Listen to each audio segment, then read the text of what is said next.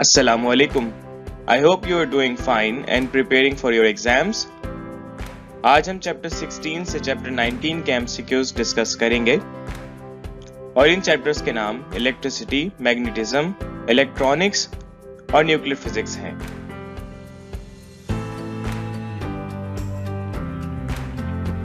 So these multiple choice questions have been taken from your book and past papers. हम पहला MCQ करेंगे chapter 16 का, जिसमें पूछा गया है dash revolve around the nucleus in their respective orbits. So हम जानते हैं कि किसी भी एटम में डिफरेंट ऑर्बिट्स होते हैं जिनको एनर्जी लेवल या एनर्जी स्टेट कहा जाता है और उनमें इलेक्ट्रॉन्स रिवॉल्व कर रहे होते हैं। सो ऑप्शन है electrons.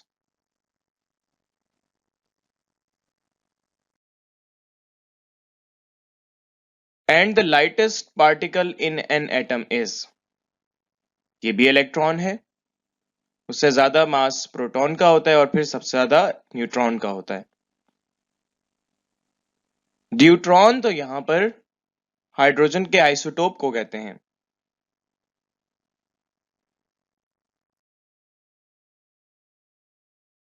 If the quantity of charge on each of the two bodies is doubled, the force between them becomes, यहां पर पूछ रहे हैं कि अगर क्वांटिटी ऑफ चार्ज यानी Q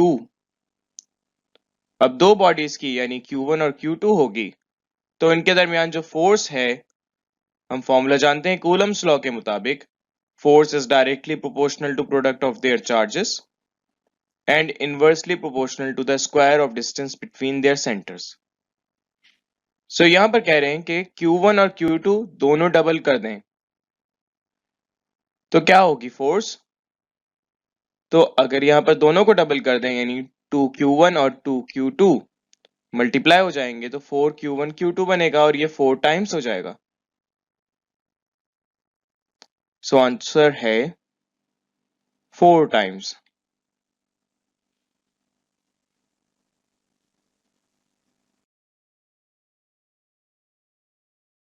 Now, the value of constant that occurs in Coulomb's force formula. ये जो कांस्टेंट ऑफ प्रोपोर्शनैलिटी है इसको कूलम्स कांस्टेंट कहते हैं और इसकी वैल्यू 9 × 10⁹ न्यूटन मीटर स्क्वायर पर कूलम स्क्वायर है।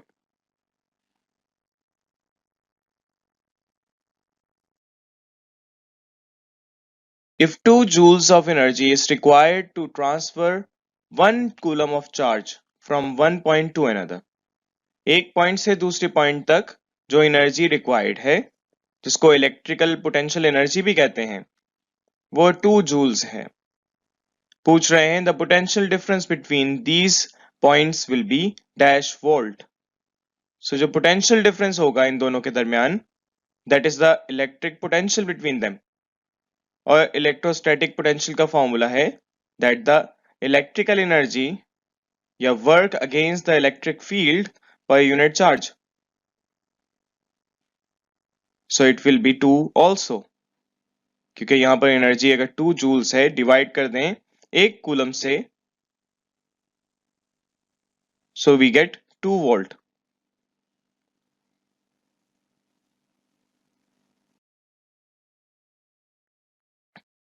नेक्स्ट है the substance placed between the conductor plates of the capacitor. So we know capacitor एक ऐसी डिवाइस है जिसमें इलेक्ट्रिक चार्ज स्टोर करवा सकते हैं, इसमें इलेक्ट्रिकल एनर्जी स्टोर होती है। So the substance between the parallel plate capacitor is called dielectric. In plates के दरमियान एक स्पेस होती है तो हम इसको फ्री स्पेस कहते हैं अगर कोई भी सब्सटेंस नहीं है, लेकिन अगर कोई सब्सटेंस हो तो उसको डाइलेक्ट्रिक कहा जाता है और इसमें चार्ज स्टोर और ज्यादा करवा सकते हैं। इस एबिलिटी को हम कैपेसिटेंस कहते हैं। So the option is dielectric, which is the substance that is placed between the conductor plates.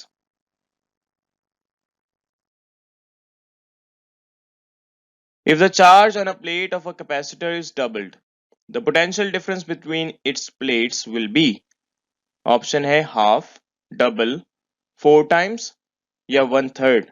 So capacitor में कैपेसिटेंस का फॉर्मूला है Q अपॉन V। सो यहां पर कह रहे हैं कि if the charge on a plate of a capacitor is doubled, charge जो है वो डबल कर दें, Q डबल हो जाए,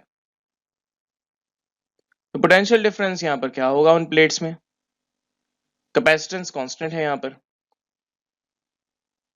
तो हम यहां पर इस V को उधर भेज दें, C को यहां भेज दें, तो पोटेंशियल डिफरेंस निकाल सकते हैं, वोल्टेज निकाल सकते हैं। और ट्वाइस अगर कर दें चार्ज, सो पोटेंशियल डिफरेंस भी डबल हो जाएगा।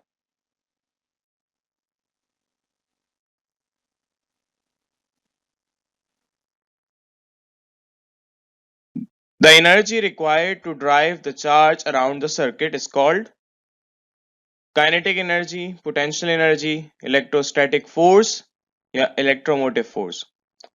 सो वो इलेक्ट्रिकल एनर्जी जो चार्ज को सर्किट में ड्राइव करवाए, that is electromotive force. Two like charges repel each other, ये तो हम पढ़ते आ रहे हैं, and opposite charges attract each other, तो इसमें ऑप्शन रिपेल आएगा।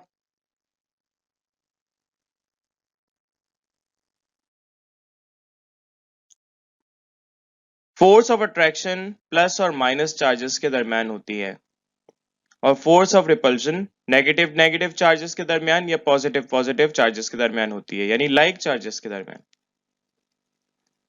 अगर कोई भी दो चार्जेस हैं, उनके दरमियान अगर आप फोर्स निकालना चाहते हैं, so you can use Coulomb's formula. और कूलम्स फॉर्मूला में कूलम्स कांस्टेंट की जगह 1/4 पाई एप्सिलॉन आ जाता है। यह एप्सिलॉन परमिटिविटी है। Permittivity is the allowance, ability to apply the force of attraction or force of repulsion between the charges. ये allow करता है फोर्स अप्लाई करने के लिए, और ये डिफरेंट सब्सटेंसेस के डिफरेंट होता है। फ्री स्पेस में इस एप्सिलॉन को एप्सिलॉन नॉट कहा जाता है, और अगर कोई मीडियम हो तो इसको एप्सिलॉन आर के साथ मल्टीप्लाई करना पड़ता है, विच इज रिलेटिव परमिटिविटी। तो रिलेटिव परमिटिविटी अगर एप्सिलॉन नॉट के साथ मल्टीप्लाई हो जाए तो एप्सिलॉन निकाल सकते हैं, और फिर ये फोर्स का फॉर्मूला हो जाता है 1/4 pi epsilon naught epsilon r into Q1 Q2 upon r square. So यहां पर जो प्रॉपर्टी है मीडियम की, जहां पर चार्ज प्लेस किया जाएगा फोर्स लगाने के लिए, so that is epsilon r, जिसको रिलेटिव परमिटिविटी भी कहते हैं।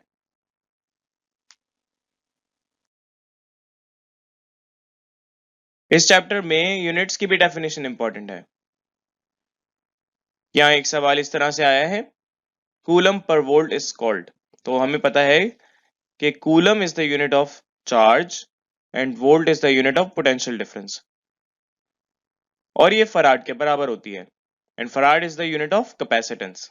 इसको इस तरह से भी पूछा जा सकता है कि the unit of capacitance is known as, so it is the capacity of a capacitor for which 1 coulomb charge is stored if the potential difference between the plates is 1 volt.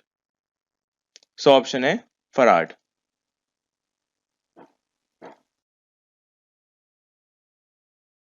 Coulomb per second मतलब charge per unit time, इसको हम current कहते हैं।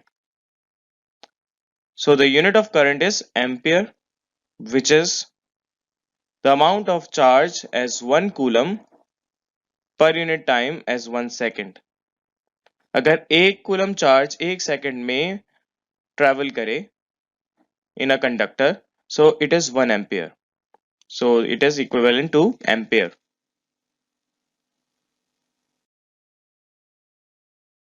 Joules per coulomb is called. Joule is the unit of energy and coulomb is the unit of charge. So energy per unit charge is electric potential, and electric potential की unit volt है। Also electromotive force को भी volts में represent करते हैं। So joules per coulomb is equal to volt.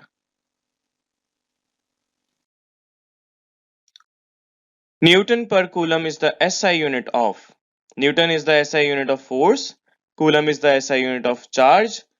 So we know that force per unit charge determines the electric field intensity.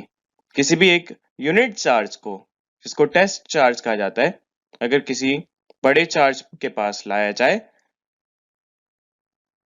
तो उसकी intensity check की जा सकती है. जो वो फोर्स लगा रहा होगा, चाहे अट्रैक्शन या रिपल्जन, तो उस फोर्स को डिवाइड कर दें उसके चार्ज से, यूनिट चार्ज से. So that is electric field intensity. So Newton per coulomb is the SI unit of electric field intensity. The rate of flow of charge in a conductor is called current. So Q upon T means charge per unit time is called current. Ohm's law से numerical type MCQs भी पूछे जाते हैं. For example, if I is equal to 1.5 amp, मतलब current है यहाँ 1.5 amperes का, R equals to 10 ohms, then the voltage is, so we use Ohm's law, V equals to IR, substitute करेंगे I 1.5, R equals to 10, multiply करते हैं 15 आ गया. So unit of potential difference is volt. So 15 volts is the answer.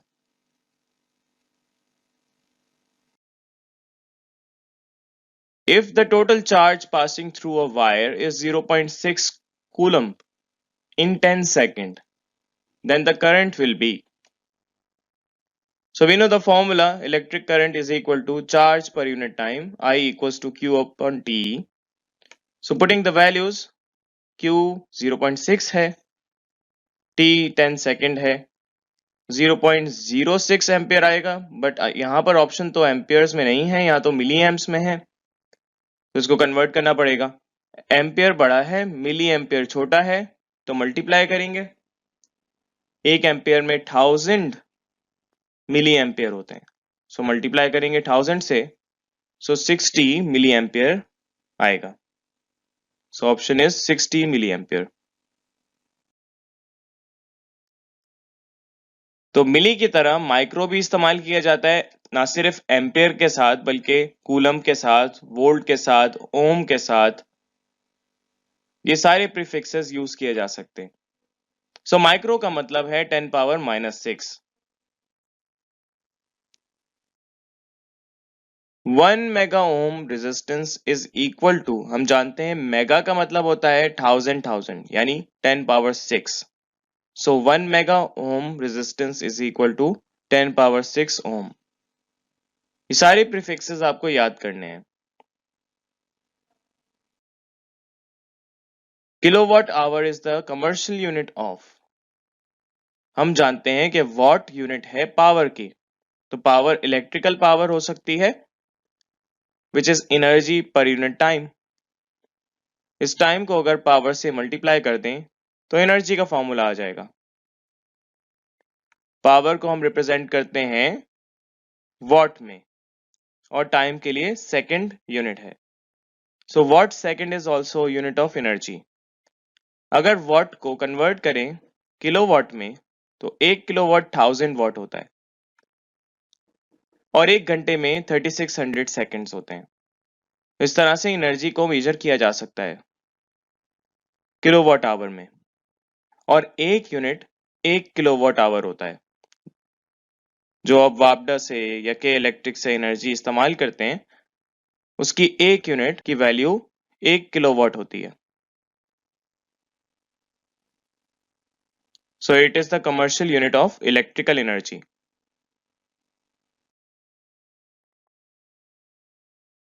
Rechargeable cell is called, जो cell recharge किए जा सकते हैं उनको सेकेंडरी सेल कहते हैं, और जो चार्ज नहीं किए जाते, जो एक दफा ही कन्वर्ट कर देते हैं केमिकल एनर्जी को इलेक्ट्रिकल एनर्जी में, उसमें चार्ज स्टोर नहीं हो सकते, वो प्राइमरी सेल होते हैं. और प्राइमरी सेल की एग्जांपल्स वोल्टाइक सेल और डैनियल सेल हैं.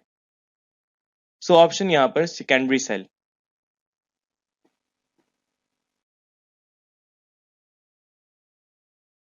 अब यहां से नेक्स्ट चैप्टर स्टार्ट होगा, chapter 17, which is magnetism and electromagnetism. Magnetism ऐसी प्रॉपर्टी है कुछ सब्सटेंसेस की, मेनली आयरन, लेकिन कुछ यहाँ पर निकल और कोबाल्ट के अलॉयज भी होते हैं जिनमें अट्रैक्टिंग एबिलिटी होती है और रिपल्शन भी कर सकते हैं। तो ऐसे सब्सटेंसेस में कुछ पोल्स पाए जाते हैं and that pole are two, north pole and south pole. हमारी जो अर्थ की फील्ड है दैट इज ऑल्सो मैग्नेटिक। तो यहाँ पर भी साउथ पोल और नॉर्थ पोल इसी कॉन्सेप्ट से बनाए गए हैं। So the space around a magnet which attracts or repels other magnets is called magnetic field और इसकी डायरेक्शन नॉर्थ से साउथ की तरफ होती है।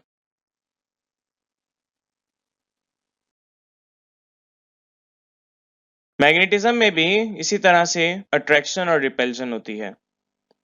जिस तरह से like charges repel each other, unlike charges attract each other, यहाँ पर लाइक पोल्स यानी नॉर्थ नॉर्थ को और साउथ साउथ को रिपेल करेगा।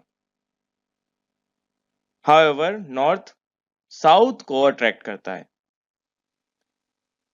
So option is like poles of a magnet repel each other.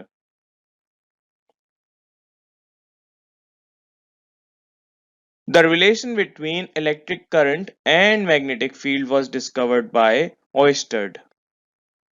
इन्होंने ये बताया था कि अगर किसी भी करंट को फ्लो कराया जाए कंडक्टर में तो उसके गिर्द मैग्नेटिक फील्ड प्रोड्यूस हो जाती है। और कुछ सालों बाद फिर फैराडे ने इसकी मदद से इलेक्ट्रिक मोटर भी बनाई।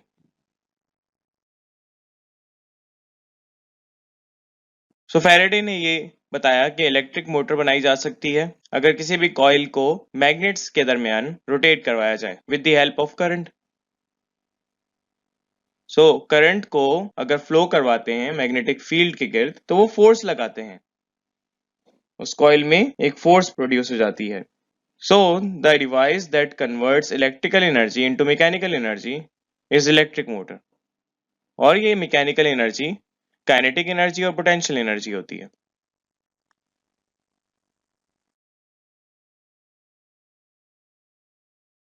सो मैक्सवेल ने हमें राइट हैंड रूल के मुताबिक बताया कि अगर डायरेक्शन ऑफ करंट अपवर्ड होगी वायर में तो मैग्नेटिक फील्ड हाथ के मुताबिक जो टर्न्स हैं फिंगर्स के उस डायरेक्शन में पाई जाएगी, which means anti clockwise. Galvanometer is a device that is used to detect current. यह हमें बताता है कि डायरेक्शन ऑफ फ्लो किस जगह पर है, पॉजिटिव टू नेगेटिव या नेगेटिव टू पॉजिटिव। और अगर इसमें हम एक बहुत छोटी सी रेजिस्टेंस लगा दें, इस छोटी सी रेजिस्टेंस को हम शंट कहते हैं। So this converts galvanometer into ammeter.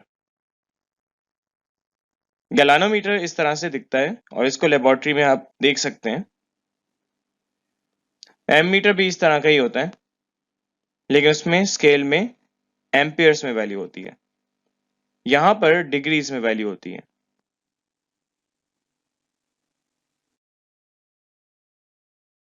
So a galvanometer can be converted into a device that is used to detect current and measure current, which is known as ammeter, by connecting a wire of low resistance, which is called shunt,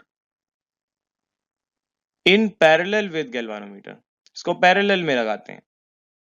And to measure current in a circuit, an ammeter is converted from galvanometer by using shunt and is always connected in series. इसको series में लगाया जाता है।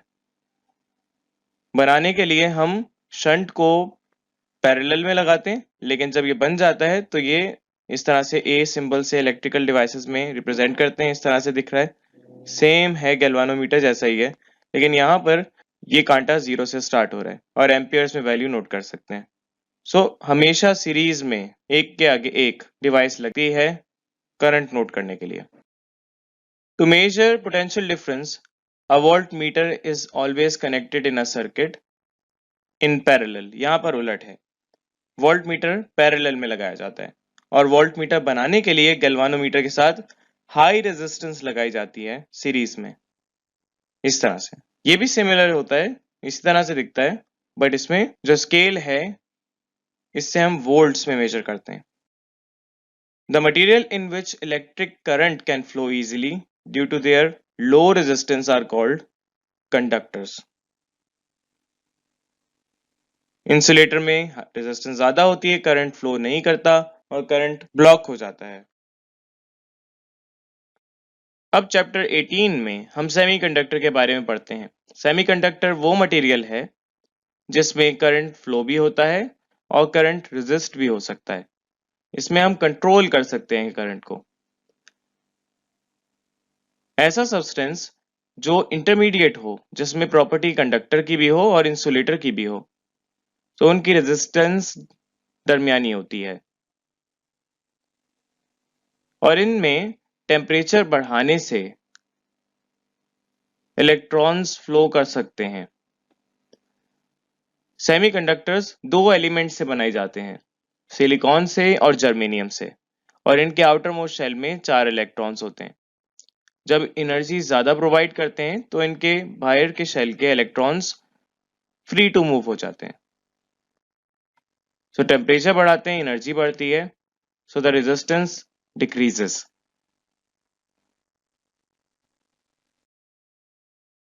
लेकिन हम इतनी temperature तो नहीं बढ़ा सकते हर दफा, तो इस इंट्रिंसिक सेमीकंडक्टर को, प्योर सेमीकंडक्टर को हम मिक्स करवा देते हैं कुछ इम्प्योरिटी से और इसको डोपिंग कहा जाता है। जो सेमीकंडक्टर फॉर्म होता है इसको हम एक्सट्रिंसिक सेमीकंडक्टर कहते हैं, जिनकी दो टाइप्स हैं। पहली टाइप है पी टाइप यानी पॉजिटिव टाइप।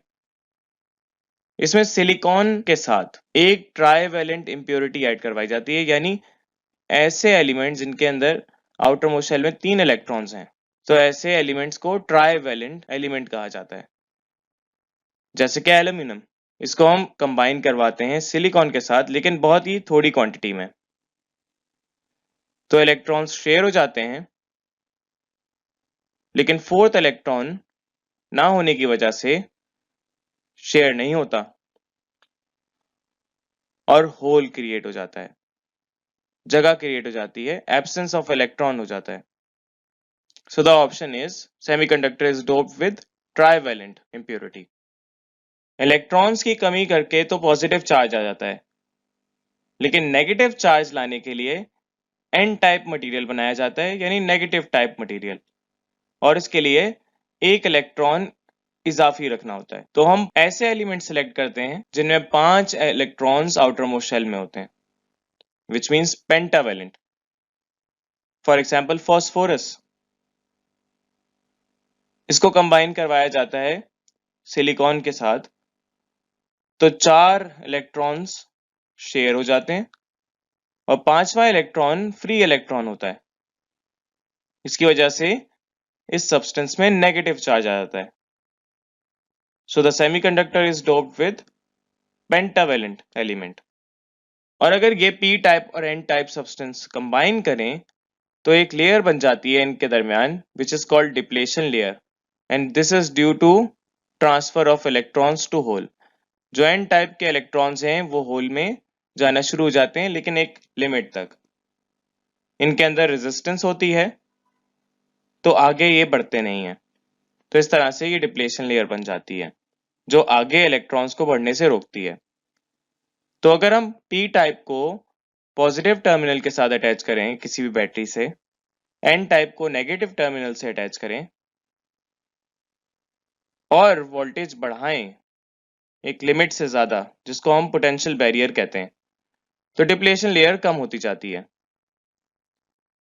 इस प्रोसेस को हम फॉरवर्ड बाइसिंग कहते हैं। सो पी टाइप को पॉजिटिव टर्मिनल के साथ कनेक्ट किया जाता है। The positive terminal is connected to P type crystal in forward biasing. Reverse biasing में उलट हिसाब होता है, उसमें हम नेगेटिव टर्मिनल कनेक्ट करते हैं पी टाइप से।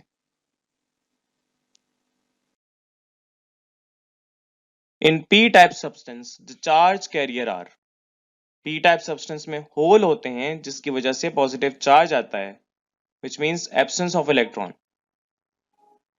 So the charge carrier are holes. और पी टाइप के दरमियान एक एन टाइप आ जाए या एन टाइप के दरमियान एक पी टाइप आ जाए तो इन 3 रीजन वाले डिवाइस को हम ट्रांजिस्टर कहते हैं और इससे कंट्रोल किया जा सकता है करंट को। करंट बढ़ाया जा सकता है, एम्प्लीफिकेशन की जा सकती है।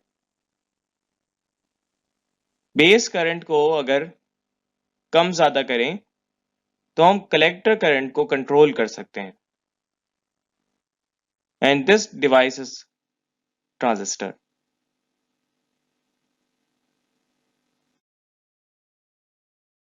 The number of protons in the nucleus is called. अब यहाँ पर चैप्टर स्टार्ट हो गया न्यूक्लियर फिजिक्स का, chapter 19।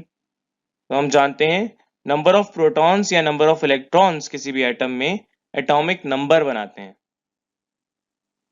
So the number of protons in the nucleus is called atomic number.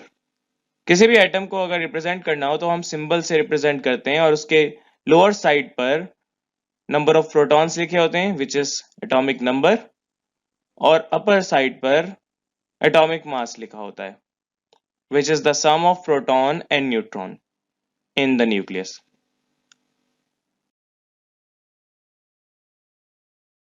The emission of rays from the nucleus is called emission of rays, alpha ray, beta ray, gamma ray और ये ray निकलती हैं due to instability of nucleus. Nucleus में neutrons बहुत ज्यादा होते हैं, बहुत कम होते हैं, जिसकी वजह से न्यूक्लियस अनस्टेबल हो जाता है और वो टूटना शुरू हो जाता है। So this is known as radioactivity. Alpha rays are found to be in alpha rays होते क्या हैं? These are the fast moving helium nucleus. जब यूरेनियम में न्यूक्लियस स्प्लिट होता है तो उसमें अल्फा पार्टिकल्स निकलते हैं। बहुत सारे रेडियो एक्टिव सब्सटेंसेस में अल्फा पार्टिकल्स निकलते हैं और ये अल्फा पार्टिकल्स 2 प्रोटॉन और 2 न्यूट्रॉन पर मुश्तमिल होते हैं और 2 प्रोटॉन और 2 न्यूट्रॉन हीलियम के न्यूक्लियस में होते हैं। इससे ज्यादा स्पीड में बीटा पार्टिकल्स ट्रेवल करते हैं और इनकी पेनिट्रेशन ज्यादा होती है। ये पेपर को भी पेनिट्रेट करके निकल जाते हैं, मेटल पर हिट करते हैं और थोड़ा सा पेनिट्रेट करते हैं। जबकि गैमा पार्टिकल्स जो कि इलेक्ट्रोमैग्नेटिक रेडिएशन है, ये लेड को थोड़ा सा पेनिट्रेट कर सकते हैं और बाकी सारी चीजों को पेनिट्रेट कर सकते हैं। So alpha particles, alpha rays are found to be in fast moving helium nucleus. Gamma rays are electromagnetic radiation और इलेक्ट्रोमैग्नेटिक रेडिएशन की आप जानते हैं स्पीड कांस्टेंट है which is 3 × 10⁸ meter per second. इसकी स्पीड सबसे ज्यादा होती है और जब न्यूक्लियस अनस्टेबल होता है तो ये न्यूक्लियस एनर्जी लूज करता है in the shape of gamma radiation. So option is electromagnetic radiations. An element whose atoms have same atomic number but different mass number यानी atomic mass are called, जिनका atomic number तो same हो लेकिन atomic mass different हो। Atomic mass different होता है neutrons की तादाद की वजह से। जैसे कि हाइड्रोजन में कोई न्यूट्रॉन नहीं होता तो एक प्रोटॉन है, उसका मास है। ड्यूट्रियम में हाइड्रोजन का जो आइसोटोप है उसमें एक न्यूट्रॉन पाया जाता है जिसकी वजह से एटॉमिक मास 2 AMU हो जाता है और ट्रीशियम में एक और न्यूट्रॉन होता है जिसकी वजह से 3 AMU हो जाता है। So these are the isotopes of hydrogen. इसके अलावा और भी एलिमेंट्स हैं जिनके आइसोटोप्स होते हैं और ये वो एलिमेंट्स हैं जिनका एटॉमिक नंबर तो सेम होता है लेकिन एटॉमिक मास डिफरेंट होता है। Which of the following is more penetrating? Alpha rays कम पेनिट्रेट करते हैं बीटा रेज से और बीटा रेज गामा रेज से कम पेनिट्रेट करते हैं, तो सबसे ज्यादा पेनिट्रेट करते हैं गामा रेज। हाइड्रोजन बम या फिर सन में जो न्यूक्लियर रिएक्शंस होते हैं उसकी मेन रीजन है फ्यूजन रिएक्शन और इसमें ड्यूट्रियम और ट्रीशियम मिलके हीलियम न्यूक्लियस बनाते हैं और इसके अलावा एक न्यूट्रॉन निकलता है और बहुत सारी एनर्जी बनती है। So fusion reaction is used in hydrogen bomb जिसमें 2 या 2 से ज्यादा छोटे न्यूक्लियाई मिलके एक बड़ा न्यूक्लियस बनाते हैं। The elements having atomic number greater than 82 are called radioactive elements. 82 से ज्यादा एटॉमिक नंबर जितने भी एलिमेंट्स हैं वो रेडियो एक्टिव एलिमेंट्स हैं।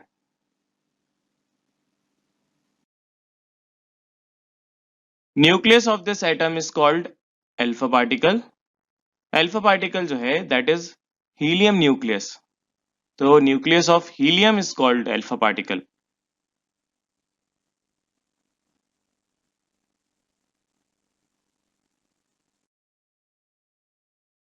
In uranium isotope 92U238, which is very abundant in nature, सबसे ज्यादा यही पाया जाता है।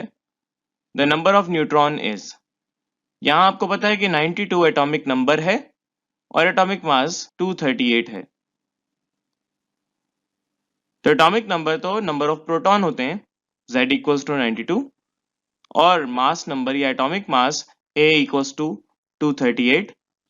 नंबर ऑफ न्यूट्रॉन निकालने के लिए n equals to a minus Z formula है और ये निकाला गया है एटॉमिक मास के फॉर्मूले से, which is the sum of number of proton and number of neutron.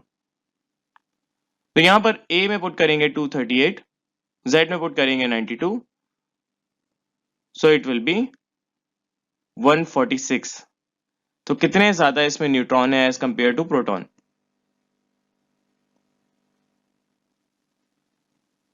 So 146 is the answer. The half-life of radon is 3.83 days. Half life वो टाइम है जिसमें एक रेडियो एक्टिव सब्सटेंस आधा हो जाता है।